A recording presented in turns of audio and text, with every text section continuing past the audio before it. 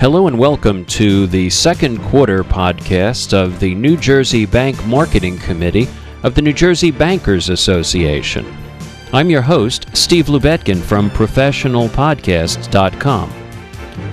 This program is the second of two podcasts for the second quarter of 2008 and was recorded May 2nd, 2008 in Woodbridge, New Jersey. In this program, Mark Ensign, CEO, founder, and visionary of Sound and Vision, discusses effective web design and web marketing for banks. This video runs about 55 minutes. For information on New Jersey bankers, visit njbankers.com. For the Bank Marketing Committee, visit njbankmarketing.com. And now let's go to the lectern where Jane Gore of Amboy Bank and a member of the Bank Marketing Committee introduces Mark Ensign. I think I'm learning things about the world I didn't know. I knew about Second Life, but I got to move on. Okay, our second speaker today is Mark Ensign. Mark is the founder, CEO, and visionary of Sound and Vision Designs. He has been a professional web designer and internet marketing strategist for over 10 years. He began his web design career while working for a top New York City ad agency, designing for pinnacle companies such as Heinz, Knight Ridder, and Prodigy. In December 2000, Sound and Vision Designs had become a reality, and over the next 6 years, Mark would invest all of his time building Sound and Vision Designs into a reputable enterprise that would eventually become the backbone for many other companies on the web. Along with web design, Sound and Vision became a leader in interactive marketing, offering search engine optimization, internet marketing, branding, email marketing, and copywriting services. With clients ranging from artists, nonprofit organizations, and Fortune 500 companies, Sound and Vision Designs has been able to bring the incredible potential of the World Wide Web to companies big and small. He has worked with companies such as Nike, American Express, Travel and Leisure, Callaway Golf, and many others. Please help me welcome Mark.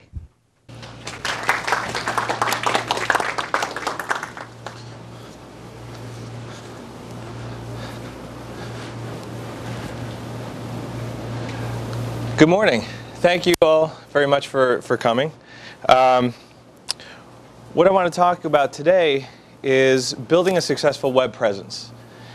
The challenge that we have is that there are approximately 100 million websites on the internet today. This is just an average. And if we were to make a conservative estimate and say each website has approximately 50 pages, which is very conservative when you include sites like eBay, Yahoo, Google that have tens of thousands, hundreds of thousands of pages, 50 pages is very conservative. We're looking at approximately 5 billion active web pages on the internet. See, the mistake a lot of people make with a website is they think they're competing with the other bakery down the street, or the other landscaper in the town, or in your case, the bank across the street. You're competing against all this other noise. When someone's sitting in front of a computer, they have all these different distractions. So for everybody sitting here, hopefully listening to me, but now if there were 100 people behind me talking about a subject completely different than what I'm talking about, would you be able to tune them out and just focus on everything that I'm saying? Or would that grab some of your attention? And that's what happens online. All this other stuff, even though it may not be in direct competition with you, it is in competition with you. So what exactly makes a website successful? And this is what we've coined as the tripod. The reason that I broke this down into a tripod is if you think about a tripod, with all three legs working in succession, you can do incredible things. You can set up a camera, take pictures of your wedding. You can set up a video of your first child being born. But now if one of those legs is not working properly, you're going to have a nice video of the ceiling or pictures of the back wall. So each of these parts hold equal importance, and if they are working in succession, can create a very successful, profitable website for you and your company. The first one is design. Now, we're a very visual population, whether we want to admit it or not. If we're looking to hire an accountant and we show up, we're told that this is the greatest accountant on the planet, this guy creates miracles with numbers. We show up at his office and he's in ripped jeans, hasn't showered in a month, doesn't shave, and the guy is a mess. Even knowing that this guy is an incredible accountant from what we've been told, you're very reluctant to hand over your business to him. He doesn't look the part. He doesn't look the way that we expect things to look. We have a preconceived notion of what this accountant should look like. So design, very important. That's the first thing that people are going to see. Now, we clean the guy off, give him a nice shave, put him in a nice Armani suit, and he looks the part. The only problem is when he opens his mouth, we can't understand what he's saying. He's not making any sense. It's not very clear on what his objective is, what he's trying to do. So the second leg of our tripod is content. If your site looks the part, but it doesn't sound the part, isn't clear about what your objective is, isn't clear with the message that you're trying to get through to your visitors, it's not going to work. So let's take our accountant. He's looking the part. We now give him speech lessons. He now is a great speaker. He is brilliant. The only problem now is we have no idea where he is or who he is. Our third leg is marketing. If we're not marketing properly and not getting ourselves out there, then nobody knows we exist. I don't care how good you are. It doesn't really matter. So these three legs working in succession, if you put your focus in equally, can create a very successful web presence. So let's start with our first leg, which is, ironically enough, getting to the Clint Eastwood, the good, the bad, and the ugly, and design. This is the good. What we want to talk about is what basically makes a website look good in today's market. I'm sure we all have websites. I'm sure they range of all different, from basic brochure sites to very extensive login, client relation type websites. And 99% of all this applies to every single website. The first thing we want to consider is a clean design. Again, we're very visual. When we get to that site, regardless of your reputation, if that site does not look the part, does not look the way that we're expecting it to look, it's going to hurt business a little bit. When you pick an orange off an orange tree, it's actually a greenish color. It's not as orange like you see it in the store. At some point between the tree and the store, that orange is taken care of and done things to and sprayed with chemicals that kill off the chlorophyll. It makes it more of a brighter orange. Now, knowing that and knowing that the inside of the orange is exactly the same, hasn't been affected, but the outside is brighter in the store than it was off the tree, if we were to all get in my car right now, because I have a big enough car to fit everybody, we can head over to the store, and I promise that every single one of us will fight over the most orange, knowing that the outside of the color does not really match what's going on inside. That's true with design. I may know that you have a very reputable bank. I drive past it. It's in a beautiful location. I know people have spoken very well of it, but if I get to the site and it's not really what I was expecting, or it's going to hurt business. It's the same as instead you're handing somebody a nice business card versus writing your phone number on a napkin. It makes that first impression. Easy navigation. How many here have gotten directions off MapQuest and was heading down the road and says, okay, make a right, 0.1 miles, make a left, 0.1 miles, make a left, 0.1 miles, and make a right, 0.1 miles. And then you look in your rearview mirror only to see, I was just there about 3 minutes ago. Navigation is key. If your site is difficult to navigate, if it's not able to get the information to the people very easily, very quickly, there are a million other sites out there that can. So you want to make sure that your site is very easy to get around. It's very user-friendly. Your navigational bar is in a location along the top near your logo, and it has the buttons very clearly labeled. We had a client of ours that had a contact page, and he wanted a very fancy contact page, and he chose I think it was a French term for contact. And 2 months later, he called us up. He can't figure out why nobody's filling out his contact form on his website.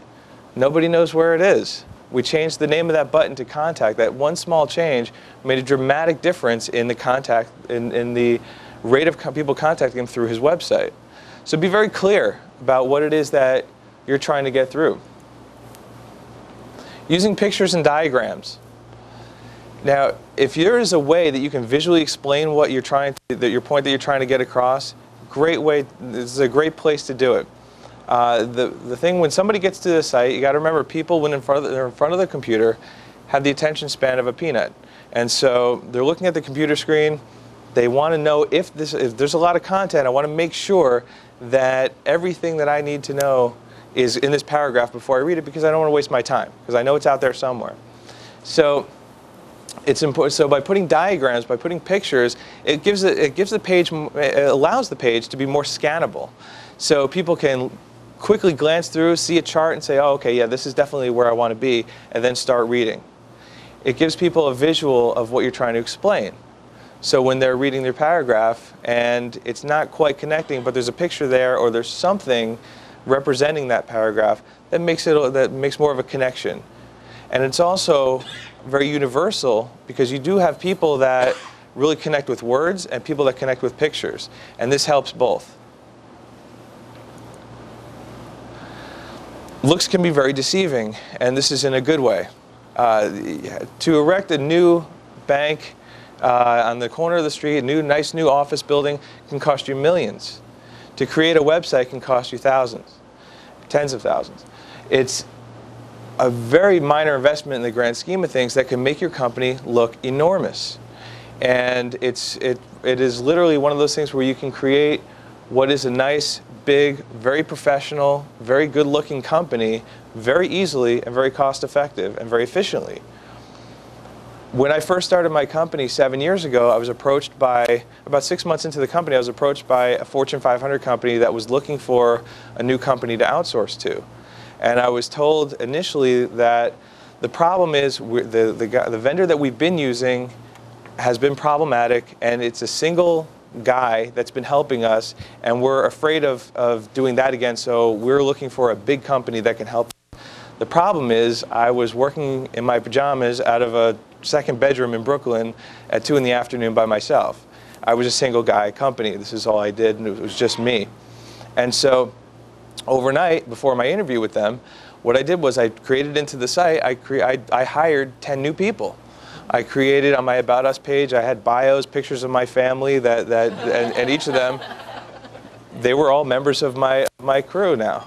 I had a billing person, I had tech support, I had designers, I had developers, and it was not deceitful in the sense that I could not come through with what I was promising, but it was to alleviate their concerns about who my company was. So we can get past that and we can talk about what I can offer. And it was a great method to make my company bigger than it was. And here we are 7 years later, and I still work with them. And I eventually did tell them, I came clean after about 3 years, and I was told I never would have gotten hired otherwise. And but as luck would have it, it worked out great for everybody. So there are ways that you can make your company look better, stronger, bigger, more professional than at a very cost-effective rate. Follow industry standards. This is something that initially I always get a lot of slack for, because you do want to make yourself unique. You want to stand out from the crowd. You don't want to fit into a box where everybody else, you just look like everybody else. But at the same time, there are certain industry standards that you need to keep in line with. As banking sites, if you go to any of the major banking sites, I could tell you right now, there's always the picture of the kid playing with the golden retriever and the old couple walking on the beach holding hands. Then there's the kid in the graduation cap, the teenager in the graduation cap, and of course the old couple, the middle-aged couple dancing in their formal wear. These are standard pictures for most banking sites out there, and the reason is because you're selling security. You're not selling money, or otherwise you would have vaults with cash spilling out of them. And can you imagine going to a banking site that just had animated dollar signs and you know, cash, cash, cash?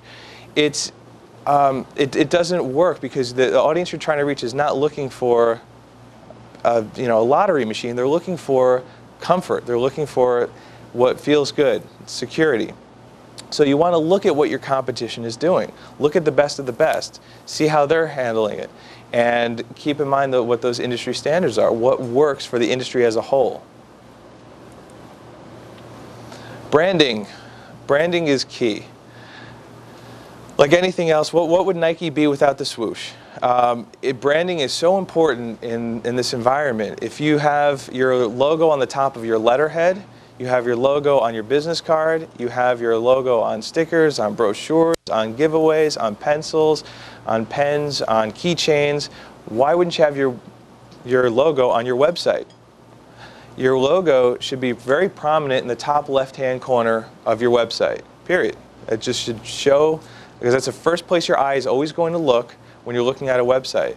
If you just have the company name, or if you just have, or if you don't have the logo but you have just the symbol, you want to have that logo right in the top left-hand corner, because that's the first thing people are going to see. That's the first thing people are going to connect when they drive past the bank. They see the sign, they get to the website, they see the logo. It all matches. It all fits in.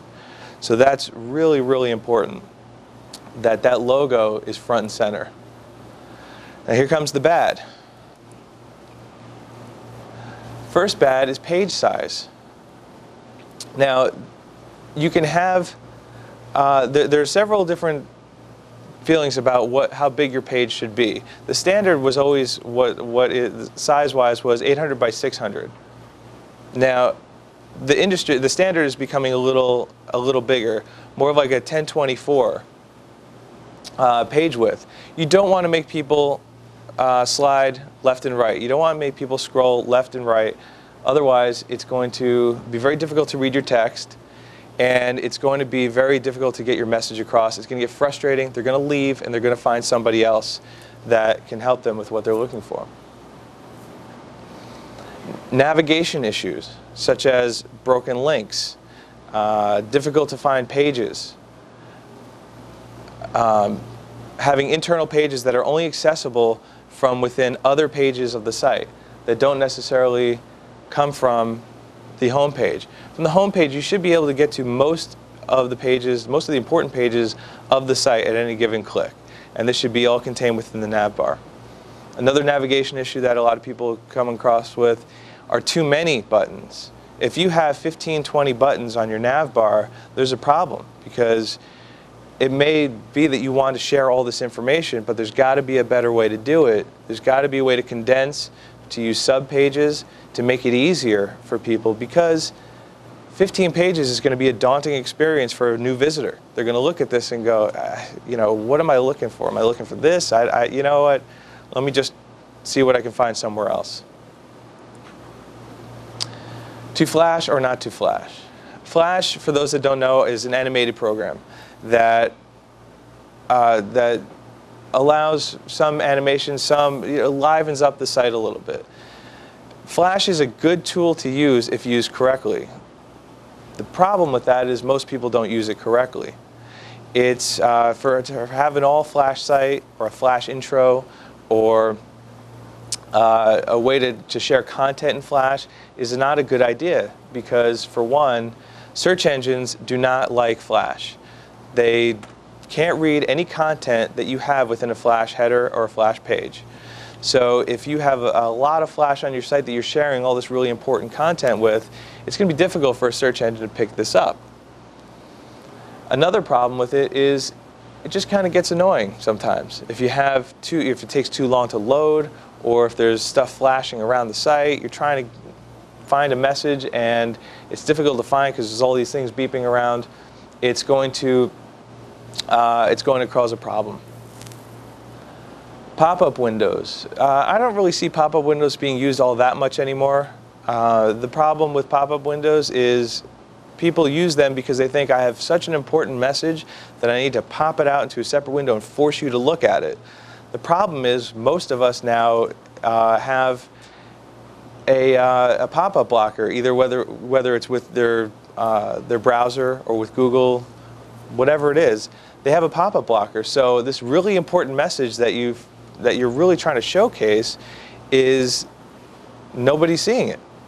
So what you want to do is you want to take that information, you can feature it on a box within the home page, and this way the content will be picked up by search engine, it will be seen by viewers. But pop-up windows aren't going to work, and they very rarely are even seen anymore.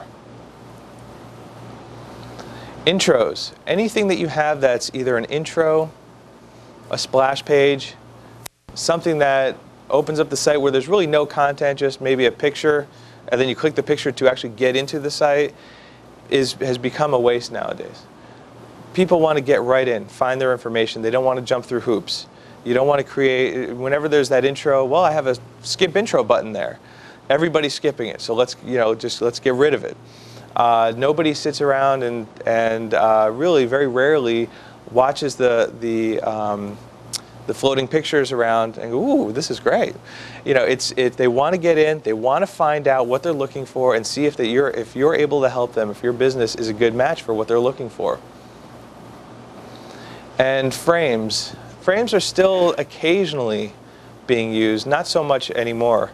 What frames are is it's an old way of setting up a website where you have different elements within the page. So, for example, you have a nav bar that's a separate page, and a header that's a separate page, and a content area that's a separate page, and then they're all kind of fused together. So you as the viewer, it looks like a flat website, but it's actually all these three pages being put into a certain order.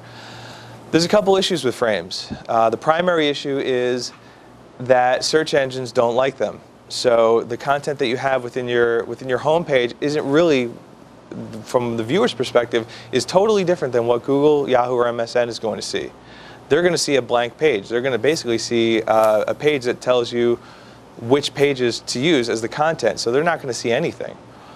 From a user perspective, if I find some very valuable information on your site and I want to send it over to my friend, and hey, you have to check out this page, and I send that link over to my friend, I don't really realize it, but the link is just your domain name, because the page with the content is changing in the middle. It's not changing in the URL. So there's really no way for me to pass along specific pages. Instead, I have to say, oh, you got to check out the site. Go to home, and then go to news, and then go to 1997, and then there's a string of directions on how to get to the page that I found. And that, again, gets frustrating. You know what? Let me see if I can find it somewhere else where it's just a little easier. You want to make it as easy and as effortless for users as you can. Then there's the ugly. And we've all been guilty of this at some point. So, blinking graphics. Now, if I'm talking to you right now, and over to the right there's a blinking neon sign that says, hey, look over here, constantly going off the whole time, you can't have all your attention on what I'm speaking about. At least part of your attention is going to be taken up by this annoyance behind me. And the same is true with a website. If I'm reading your website, or if I'm reading important financial information, about the mortgage crisis on your website, only to see that there's all these little doodads and things moving around, all this hoo-ha going around on your site, I'm going to lose. I'm not going to be able to concentrate. I'm going to lose what the point is, and it's going to get frustrating to the point where I'm not sure I'm going to even finish the article. So blinking graphics, definitely a no-no. Bright, obnoxious colors. If you have a nice red, a nice fire engine red in your logo, that's great. On a computer screen, you have to remember it's a lot brighter than on a piece of paper. So if it's one thing to have that color within your logo or within the page, but if you're now going to make the entire background of the page fire engine red, you are going to burn somebody's retinas. It's going to be very difficult to look at, very difficult to read, and again, you're giving people a reason to, I gotta leave. Repeating animations.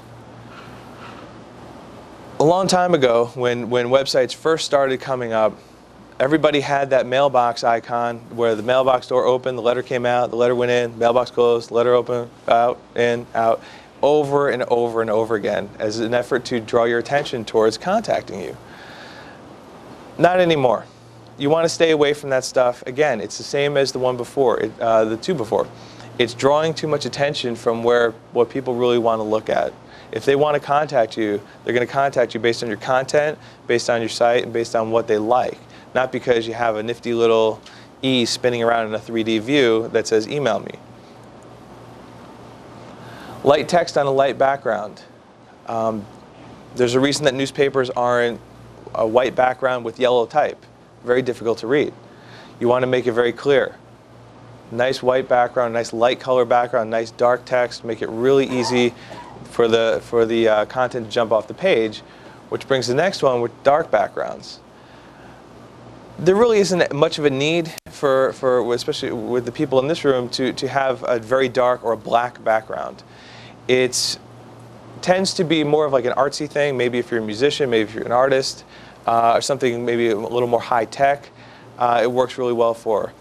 But it doesn't work as well for a lot of information. It makes it difficult to read. Again, newspapers aren't black with white type. They're white with black type for a reason. It's just easier to take in that information. Stretched pages are where you have a page where the website is taking up 100% of the screen. So on my little screen it looks one way, and on my big screen it will just stretch to take up the full size of the page, the full viewing area of the screen. The problem with this is if it looks good on the small screen, it's going to be stretched out and look terrible on the big screen. And if it looks good on the big screen, it's going to be all scrunched up on the little screen. So you're better off not stretching a page to 100% of the screen size and just coming up with a very clean look that is going to be compatible from all different browser sizes and all different screen sizes. Now the next leg of our website is writing good content. The way to write good content, the first thing you want to think about is who is your target. And think really clear about who your client is, who you're trying to reach, what their problems are, and what your solutions are. What is your goal? Is your goal to increase client base? Is your goal to just inform people? Is your goal to get more people to join your website to just take in your information? Utilizing keywords. The most important thing that you could do, we're going to get to this when we get to marketing, is using keywords in your text, because keywords are what Google is going to read. Google and Yahoo and MSN are going to pick up and use and index your site based on your content and your keywords. So using keywords within your text. Make it scannable. And by this I mean make it real easy to just take the page, visually scan through it, and get a good idea of what's on this site. If the best way to do this is use very clear words, use very precise sentences and paragraphs. Don't make it one long paragraph. Use really good headers within each paragraph. If your subject changes, use a nice, big, colorful header so people can just see and go down the page and be able to see exactly what it is that they're looking for. And I want you to think search engines, but write for humans.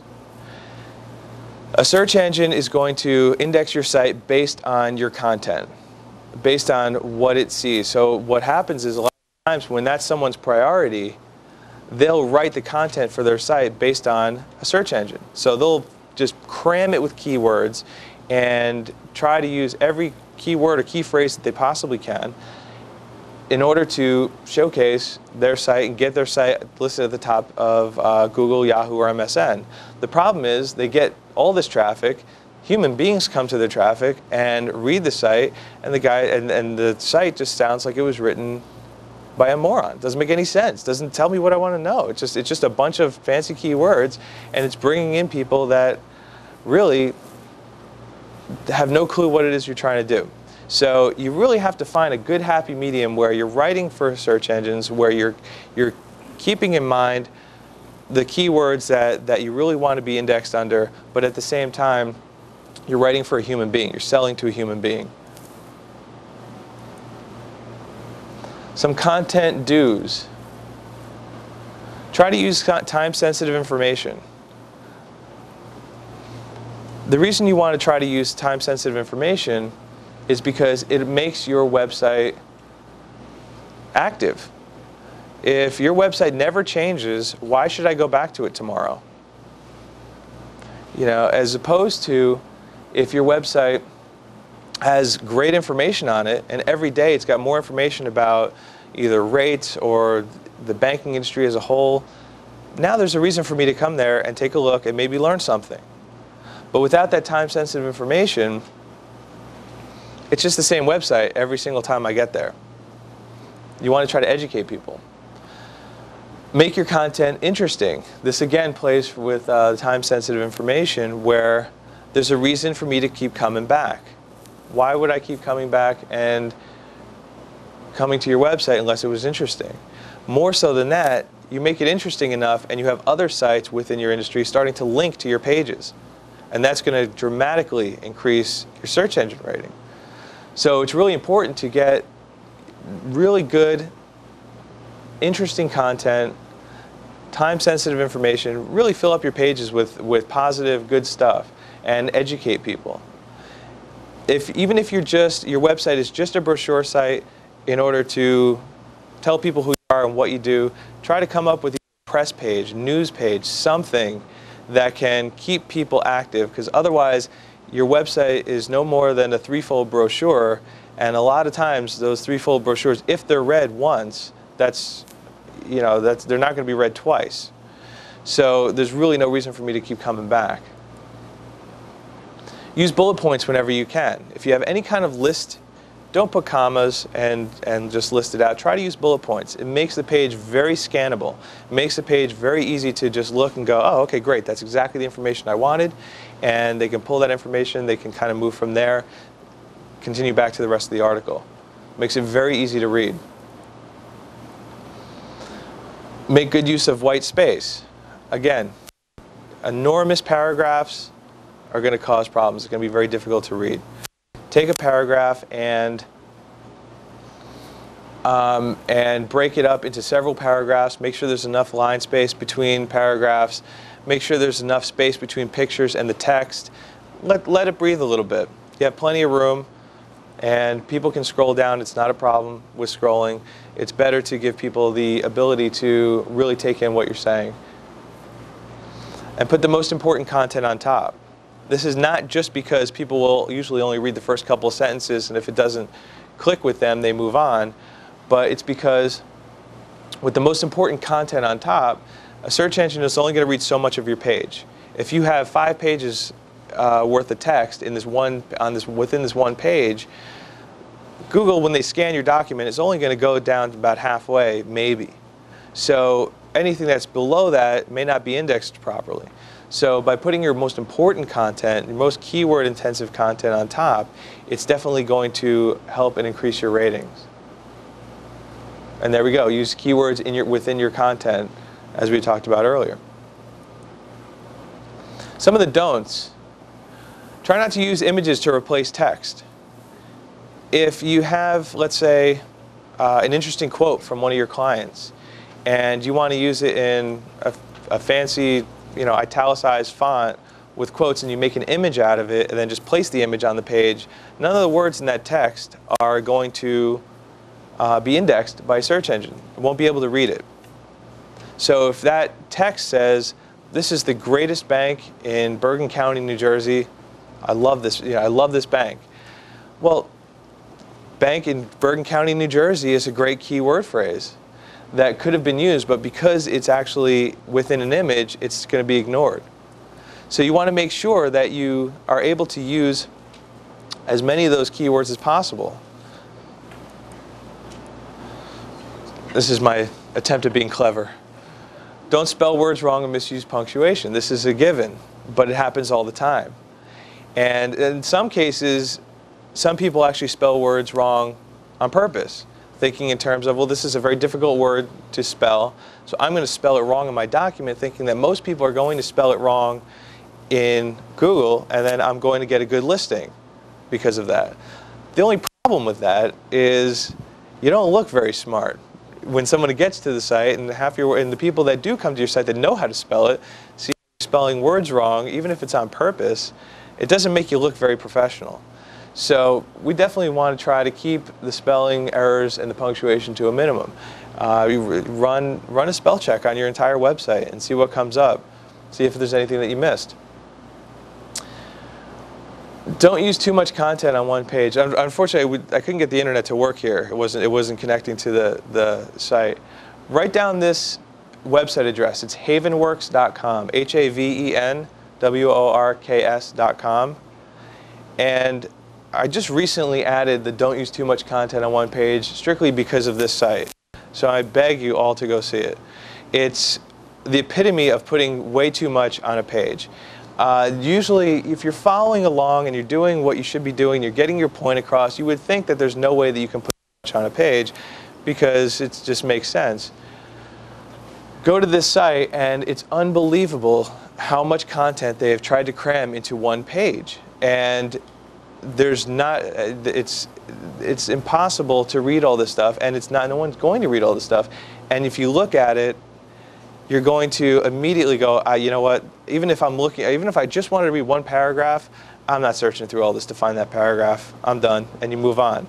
So make sure you don't use too much content, and which gets to don't use long-winded pages of text. Just get to the point. You want to use a lot of keywords. You want to use a lot of keyword-rich text. You want to really get your message across. But think in terms of your 30-second elevator speech. If you were talking to somebody, you have 15 seconds, 30 seconds, 40 seconds to really tell somebody what you're about. What's your vision? What makes you different than everybody else that's out there? Why are you different than the guy across the street? Why should I come to your bank?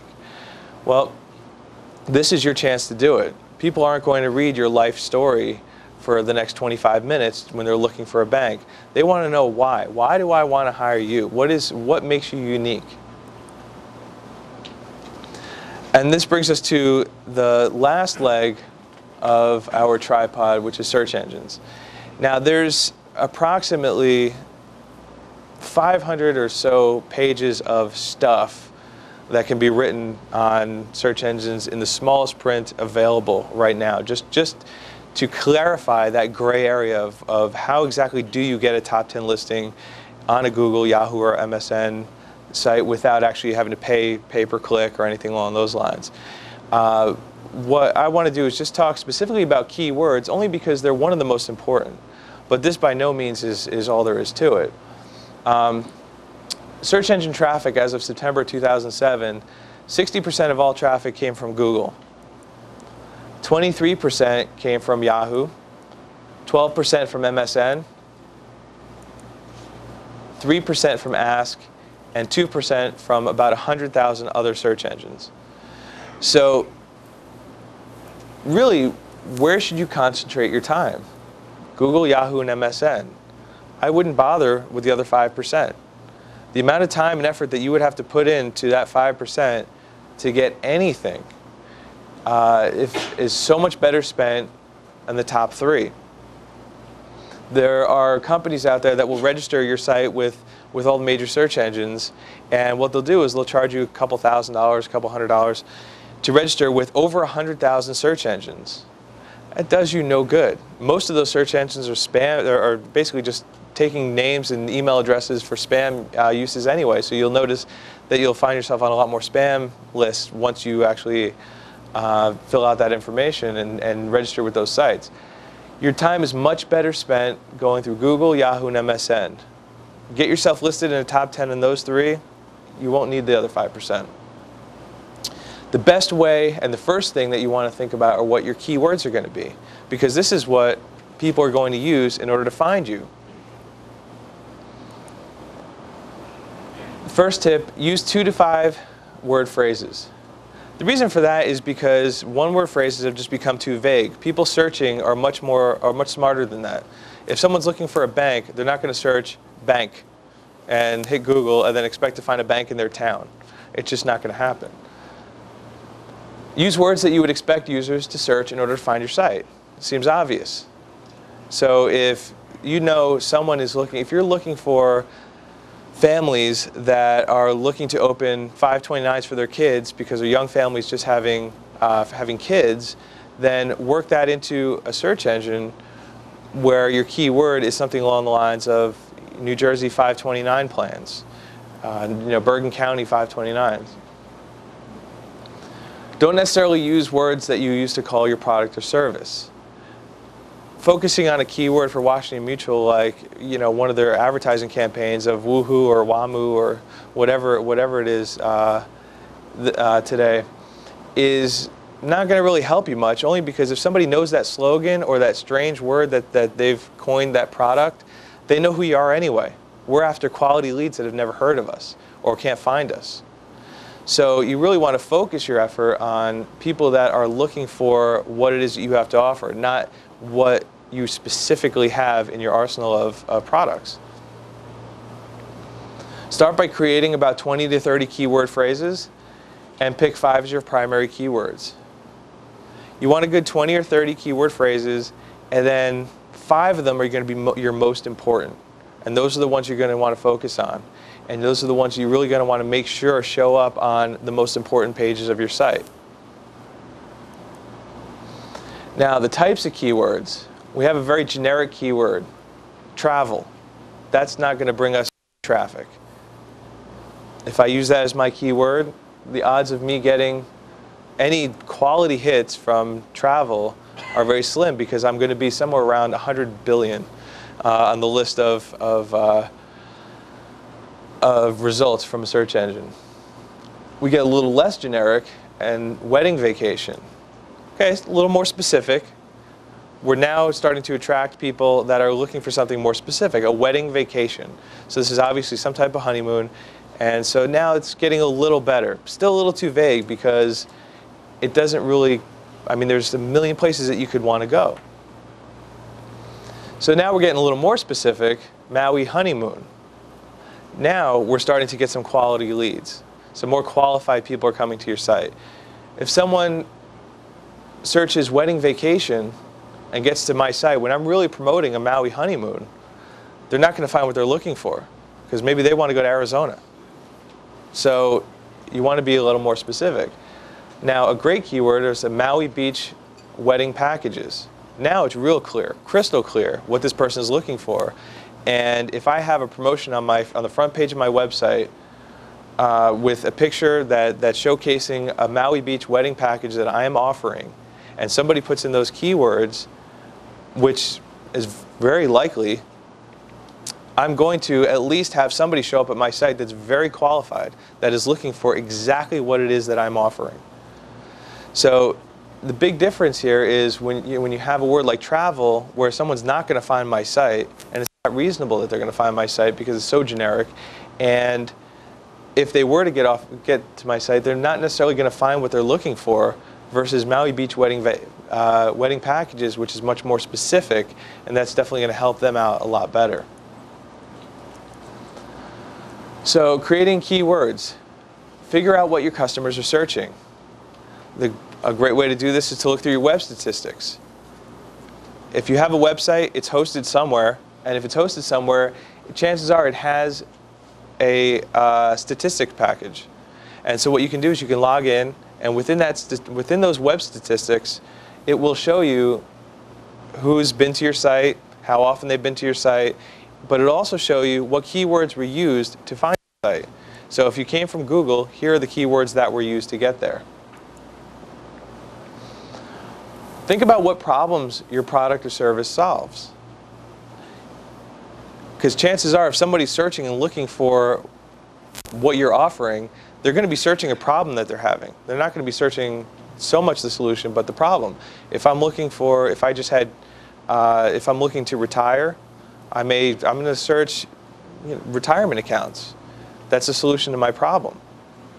If I have kids that were just born, my wife had a baby a week and a half ago, actually, and so we're looking for 529.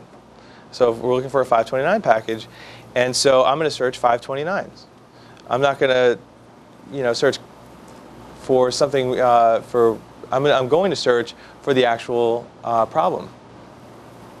View the keyword tags on your competitors' websites.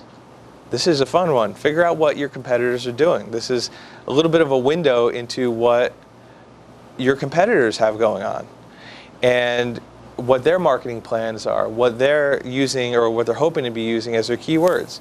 Great way to do that is to view the source code of their website. If you're not very search engine, if you're not web savvy, whoever your web designer is or your marketing team should be able to show you or work with you to figure out what the code is and go through the code on other websites and pinpoint what those keywords are.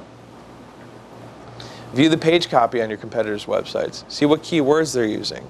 We're not copying, we're not stealing, but we want to take and get as much information as we can on what everybody else is doing. If it works, then let's figure out where to go from there. So these are some of the things that you can do to help build a more successful web presence. Like I said, if you focus on these three, and this is just a very broad overview of what you can do, it'll give you a much better, more successful website and eventually bring in more potential customers. Now, does anybody have any questions? With the keywords, I recently read that, and I don't know if this is true, that search engines, if you cram too many keywords, they know what you're doing, and then your ranking is actually lowered. Is that true? Yeah, their search engines have gotten very smart over the years. What people used to do many years ago, which was really funny, was if they had, let's say, a white background on their page, they would put 1,000 keywords on the bottom of the page in white text so nobody could see it, thinking that the search engine would never figure it out. They figured it out, and if you're caught breaking a lot of these rules, you will get blacklisted. You'll be taken off, and fortunately, we've never had to deal with that or put somebody on. So, but from what I understand, it's a very difficult process getting you back on. As far as your keywords, the deal was, what it used to be was don't use the same word 3 times. So you don't want to use bank 3 times within your keywords within the code. It's not really the case anymore because most search engines don't pay any attention to the actual code. They're really paying more attention to your content. So you can use words multiple times and it's not going to hurt you as far as your rating. Within reason, it does know if you're going to just line the whole bottom of the page with bank, bank, bank, bank, bank, bank, bank, bank. It's gonna figure that out. They're smart enough that I mean, Google pretty much rules the world now. They know, and they're always watching. So they're always looking for things like that are questionable. So I mean, if you follow a best case practice, if you are running things legitimately, it won't be a problem. You don't have to count how many times you use certain words. If you just do it legitimately, and it will not be a problem. Well, one of the problems that I've encountered was that it's a bank I do business with. Wasn't quite sure what their website address was. I put in their name and didn't get the bank's official website. I got some sort of a page that was obviously trying to send me to other websites. So, for example, should a bank, if the name of the bank is the ABC Bank, must you register variations of that name so you get people who really want to go to your bank coming to your site rather than getting on one of these other false sites? Yeah, I definitely would. Domain names are so cheap nowadays. You can get them for $5 a year, $10 a year, something like that. So I would register whatever. If you can get the .com, .net, .org, I would get those. If you can get different misspellings, I unfortunately learned this the hard way when I first started the company about seven years ago. I registered snvdesigns.com because at the time Sound and Vision was taken, which we've since acquired. But our original domain name was snvdesigns.com. Now, about a year later, snvdesign.com was registered by somebody, and there was nothing there for a while, but you drop that S, and now people would go up to someone else's site, which wasn't really a big deal until it became a Gothic jewelry website. And so I would be talking to somebody on the phone, and I'd go, yeah, our website, take a look at our website, you can see our portfolio, snvdesigns.com, and they would go and they go, oh, no, I don't think this is what we're looking for, and I'd know right away, no, this is not us. This, you got to make sure you got the S, and then they would come to our site. So yeah, it would be nice to have avoided that headache early on. It's not an issue anymore because now we're in the process of remarketing ourselves and changing our domain name to thesoundandvision.com. But yeah, if you can get different incarnations of your domain name, I absolutely would. It's so cheap. It's silly not to. Does the fact that you're spending money on advertising, say in Google, affect the ratings of where you appear on a search, on an organic search? For pay-per-click? Yeah, it does affect it a little bit. It's not the end-all be-all. It does make you think more in terms of your keywords, and so it helps in the sense that because now you're paying for it, so you're a little more methodical in terms of making sure what your keywords really are, and then you just haphazardly use them in your text. But it does help it a little bit as far as just Google saying, well, you know, these guys are paying us, so you're getting more clicks through those keywords because you're showing up on the right-hand side. And so just by nature, it's going to start raising your organic listing as well.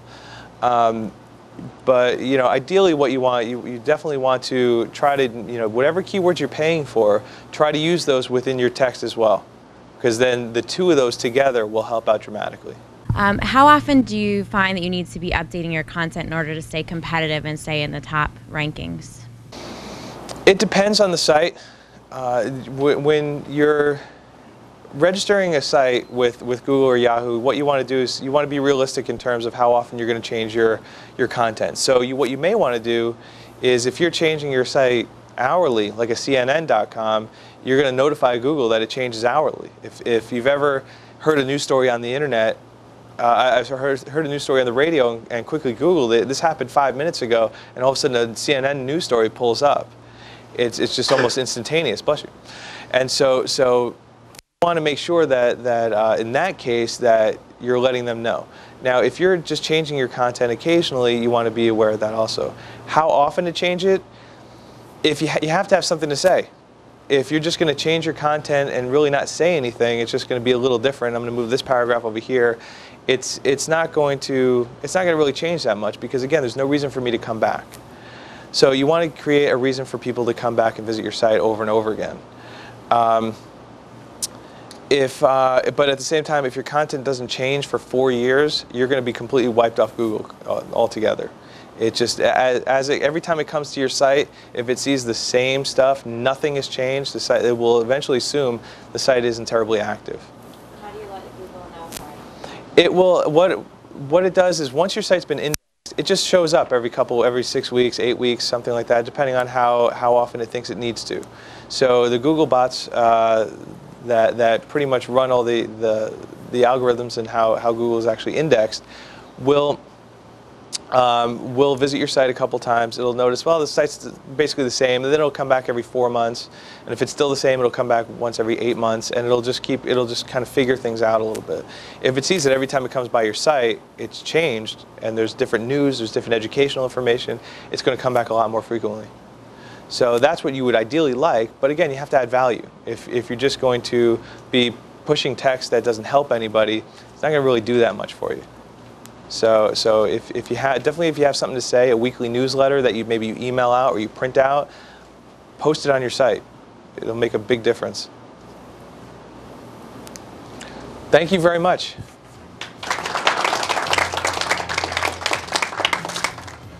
We hope you enjoyed this presentation by the New Jersey Bankers Association's Bank Marketing Committee, produced by ProfessionalPodcasts.com. For information, call us at 856-751-5491 or send email to steve@professionalpodcasts.com. Thank you for joining us, and we'll see you out there on the net. Take good care.